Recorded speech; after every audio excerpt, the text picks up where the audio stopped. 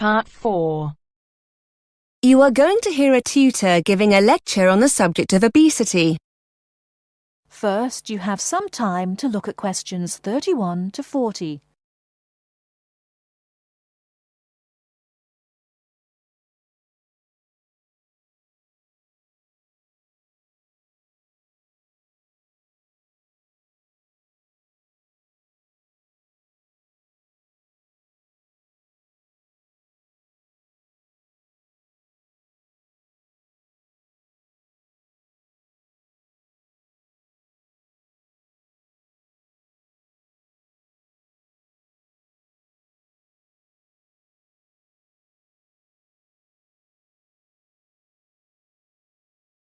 Now, listen carefully and answer questions 31 to 40.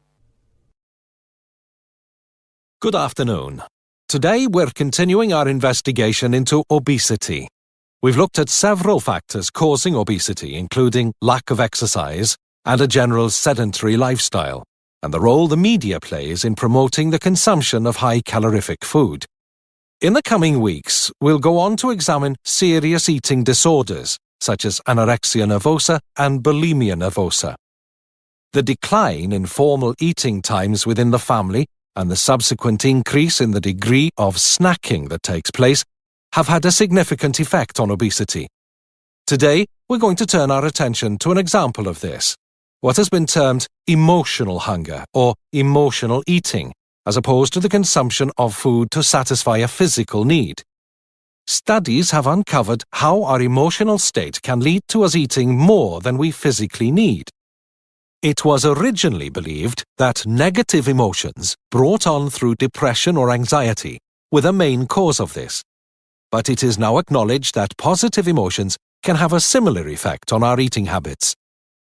Not everyone is susceptible to emotional eating, and even those who do suffer have highly individual symptoms. However, there are common themes. It seems that people who are already overweight are more susceptible to emotional eating when suffering negative emotions than those who are underweight. Equally, excessive eating of this kind can happen during or after happy events, when larger meals than normal tend to be eaten. So, what are the signs that someone is eating to satisfy an emotional stimulus? Well, there are several differences between emotional and physical hunger. Those experiencing emotional hunger will feel the urge to eat all of a sudden. This compares to the gradual sensation of hunger that occurs with a physical stimulus. Interestingly, and I'm sure many of you will recognize this, when you're eating to satisfy an emotional need for food, the craving will often be for a specific item, like a pizza or something sweet like ice cream. In this kind of situation, nothing else will really satisfy the craving. When the urge to eat is driven by a physical need, you're far less bothered about what you eat.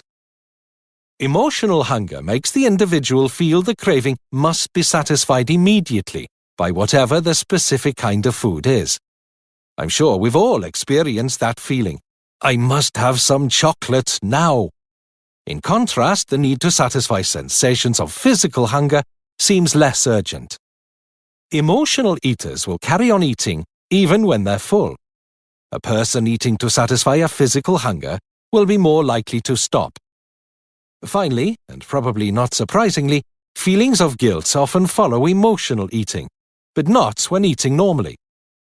This has serious consequences for those working with patients suffering with obesity.